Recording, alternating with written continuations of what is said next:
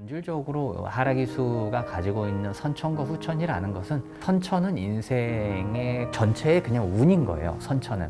그래서 이것은 그 사주로 이야기를 하면 8개의 그냥 글자인 거죠. 변하지 않는. 그 후천은 무엇인가? 후천은 인생에서 아주 큰 변화가 일어날 때를 이제 말을 해주는 거예요.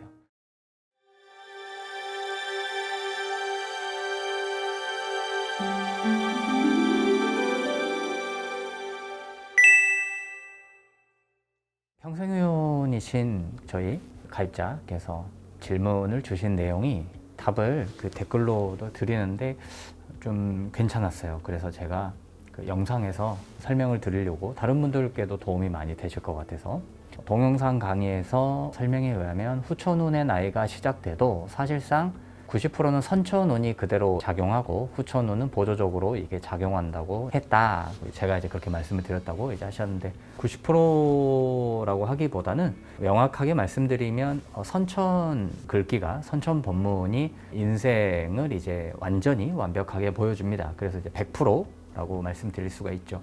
선천운이라는 것은 하락이수가 주역에서 나갔기 때문에 이 용어상의 헷갈림이에요. 결국에는 선천과 후천이라고 하니까 마치 이것이 인생의 전반부와 후반부를 이제 보여주는, 사실 이론적으로는 그렇습니다. 이론적으로는 하락이수가 이제 본래 탄생했을 때 후천의 그 나이가 배정이 되는 것이 선천의 나이와 구분을 해서 인생의 전반부와 인생의 후반부로, 물론 이제 그 중간에 나뉘는 것은 몇 살이냐 하는 것은 괴가 이제 양효냐 음효냐에 따라서, 그래서 음효가 많으면 선천이 아무래도 빨리 이제 끝나고요, 양효가 많으면 선천이 좀 더 오래 간다, 뭐 이런 식으로 해서 이 나이가 끊어지게 되었죠. 왜 이것이 중요하냐? 주역이라는 것은 저희 어떤 짧은 식견으로 말씀을 드리자면, 제가 말씀드렸지만 이것은 역경이라고 하는 사상서이자 종교적인 어떤 그런 정도의 신봉, 그런 느낌의 책인 것이죠. 그렇기 때문에 그 용어들도 우리가 알기 쉽게 되어 있는 용어가 거의 없어요.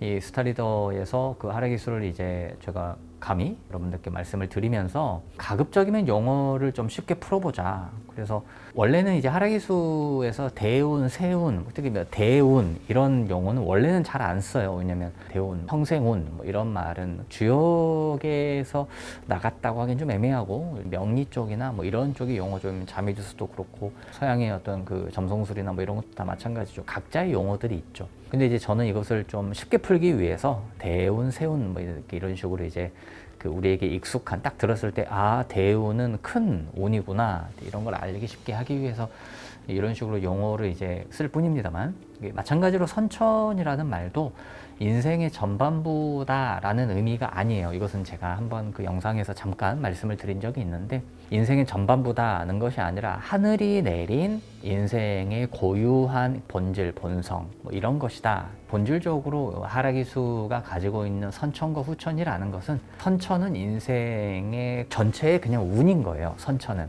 그래서 이것은 그 사주로 이야기를 하면 8개의 그냥 글자인 거죠. 변하지 않는. 그 후천은 무엇인가? 후천은 인생에서 아주 큰 변화가 일어날 때를 이제 말을 해주는 거예요. 후천이 해당하는 대운이 있죠. 양효면은 9년, 음효면은 6년이라고 하는 이 후천에 해당하는 그 대운이 있죠. 그 대운에만 한정되어서 후천운이 이제 그 후천운의 글귀는 작동을 해요. 그러니까 그 바뀌는 시기에 대운 글귀를 이제 후천운이라고 우리가 하는 것인데, 그렇기 때문에 이 후천운이라고 하는 것은 인생의 후반부를 보여주는 것이 아니라 다만 운이 크게 바뀌는 때를 그냥 보여주는 것이다. 실제로 평생 이혼을 안 하려고 했던 분이 갑자기 이혼을 뭐 하시거나, 사업을 잘 하시다가 사업이 안 좋거나, 또는 로또에 당첨을 꿈꿨는데 로또에 당첨이 되셨거나, 결혼이나 이런 거를 꿈도 못 꿨던 사람이 후천운이 들어오면서 결혼을 하셨거나, 그런 인생에서 몇 번 일어나지 않을, 많이 일어나 봐야 2번, 1번 이렇게 몇 번 일어나지 않을 아주 큰 어떤 이벤트, 이런 것이 일어날 때를 이제 후천운이라고 하는 것이 보여주는 것이지, 인생의 후반부를 보여주는 것이 아닙니다. 하락이수와 같은 독서 운세가 보여주는 이런 류의 인생이 크게 바뀌는 그런 시기를 응용해서 나온 갖가지의 잡다한 그런 운세술이 또 있어요. 있는데 대부분 이제 그 선천과 후천을 이렇게 뒤집어서 이제 보여주는, 그래서 사실 이제 선천과 후천의 이 괴가 변하는 것은 원리가 본괴와 지괴의 역할을 하는 것이죠. 그런 원리로 이게 바뀌는 것인데, 다만 이제 여러분이 이제 하락기술을 대유학당이나 이런 데서 이제 또는 뭐 고서정기 선생님이 내신 그런 책이나 이런 책을 보시면은 하락기술 괴를 어떻게 뽑는지에 대한 아주 자세한 설명들을 이제 책에서 해주고 있으시죠. 그래서 보시면 많은 도움이 되실 거라고 생각을 합니다만, 저희도 이제 책을 거의 다 이제 원고를 완성을 드디어 했어요. 이렇게 제가 원래 예고드렸던 거에 거의 뭐 반년 이상이 지금 늦어지긴 했지만, 이게 완벽을 기하기 위해서 그러다 보니까 좀 양해를 해주시고, 이제 거의 원고가 완성이 돼서 곧 출판을 저희가 준비를 하고 있는데, 거기에도 이제 하락기술 괴를 뽑는 법에 대해서 아주 자세히 나오는데, 이제 거기에 보면은 선천괴와 후천괴가 나가는 그 원리와 연운이 이제 나가는 원리, 이런 것들이, 또는 월운이 나가는 원리, 이런 것들이 좀 달라요, 서로. 이제 이것은 왜 그러냐면, 이제 하락기수가 법문에서 수수께끼처럼 감춰 놓은 것인데, 괴가 변하면 무엇이 된다, 이제 이런 식으로 나오는데, 그 원리가 이제 선천후천이 바뀌는 원리와 법문 내에서 이제 세운이나 이런 거에서 바뀌는 원리가 조금 달라요. 주역에 있는 여러 이론 중에 하나를 이제 끄집어 와서 하락기수에서 사용을 하고 있는 것이죠. 질문을 주신 내용 중에 이제 또 이런 게 있습니다. 대운의 후반부 시기는 소대운이라고 다른 괴와 효가 나옵니다.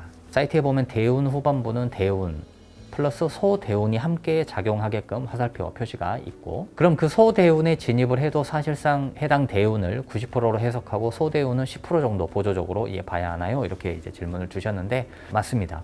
제가 이 프로그램을 제작을 함께 진행을 하면서 화살표를 꼭 집어넣기를 제가 바랬어요. 왜냐면 화살표를 집어넣음으로써 좀 더 이해가 쉽기 때문에. 그래서 그 원래 대운, 본 대운이 전체 그 대운의 기간을 이제 다스리고, 소대운은 중간 이후부터 소대운의 이제 어떤 글귀가 이제 시작이 되는데, 그 소대운의 글귀는 본 대운에 소속이 되어서 또는 보조적으로 작동을 합니다. 예를 들어서 본 대운이, 원래 대운이 글귀가 너무 나쁜데 소대운의 글귀가 좋아요. 그러면 어떤 일이 생기냐면, 그 전체 대운은 어떻든 이 원래 대운의 글귀가 다스리고 있기 때문에 운이 좋지는 않아요.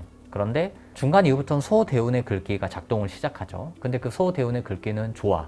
근데 그 소대운의 글귀에 예를 들어서 외국에 나가서 잘 된다, 이런 말이 나온다고 할게요. 그러면 실제로 그 사람은 소대운의 시기에 진입을 하면 외국에 나가서 뭔가를 해서 잘 되려고 노력을 할 기회가 주어집니다. 그런데 원래 대운의 글귀가 안 좋다는 전제로 제가 지금 말씀을 드리고 있잖아요. 또 원래 대운의 글귀가 안 좋기 때문에 이렇다는 열매 또는 결실이 맺어지진 않아요. 그냥 뭔가를 열심히 하고 그 시기를 그냥 보내게 되는 것이죠. 자, 이런 식으로 생각을 해주시면 됩니다. 소대운을 반드시 보셔야 하는 이유는, 원래 대운, 본 대운의 힘이 예를 들어서 이제 음효다 그러면 6년 동안 본래 대운의 그 흐름이 전반적으로 계속 작용을 하는 건 맞는데, 본래 대운이 나쁜데 소대운도 나쁘다 그러면은 전반부와 후반부의 어떤 그러한 특징에서 안 좋은 것들이 점점 더 이렇게 강해져요. 마찬가지로 대운과 소대운이 둘 다 좋다 그러면 좋은 기운이 점점 더 강해져요. 그래서 이런 부분을 이제 이해를 해주시면 되겠고, 세운의 경우에는 세운과 세운이 아닌 2월과 7월이라는 전반부와 8월과 1월이라는 후반부로 구분해서 적혀 있던데, 해당 시기에 맞춰서 운을 해석해야 하는 걸까요? 세운도 선천운처럼 앞쪽을 메인으로 뒤쪽을 소세운으로 이렇게 해서 봐야 하는 건가요? 세운 부분도 사실 비슷해요. 계속 말씀드리지만 약간 다른 게 이제 어떤 차이가 있냐면, 독서 운세이기 때문에 우리가 이제 이해를 좀 더 쉽게 할 수 있는 어떤 부분이기도 한데, 세운은 우리가 체감도가 높아요. 체감도가 높기 때문에 세운 항목은 우리가 이제 세운에서 만나면 하는 항목을 1번으로 먼저 읽는다고 제가 말씀을 드렸죠. 그래서 그 세운 항목을 먼저 보고 협부력을 읽게 되는데, 그 세운 항목은 직접적으로 그 해에 일어나는 일들을 자세하게 보여주기 때문에 세운을 이제 앞쪽과 뒤쪽으로 나눠서 볼 때에 좀 더 대운이나 이런 것보다는 체감도가 좀 더 높아요. 그래서 일부러 이제 그걸 나눠서 봐라 라는 식으로 프로그램에 그렇게 이제 명시를 해 놓은 것이고요. 원칙적으로는 마찬가지로 똑같습니다. 세운도 원래 세운, 연운을 먼저 보고 나머지를 이제 보조적으로 보는 것이죠.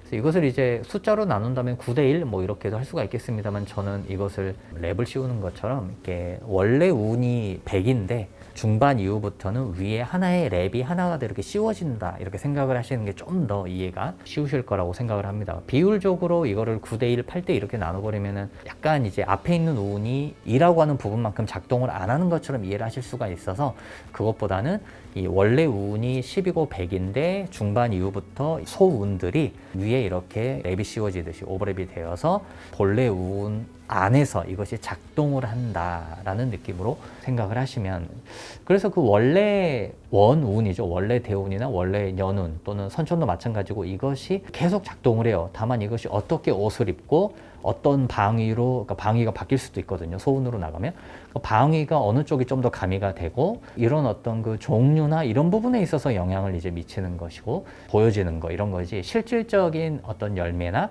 결실 이런 거에는 크게 이제 영향을 미치지는 않습니다.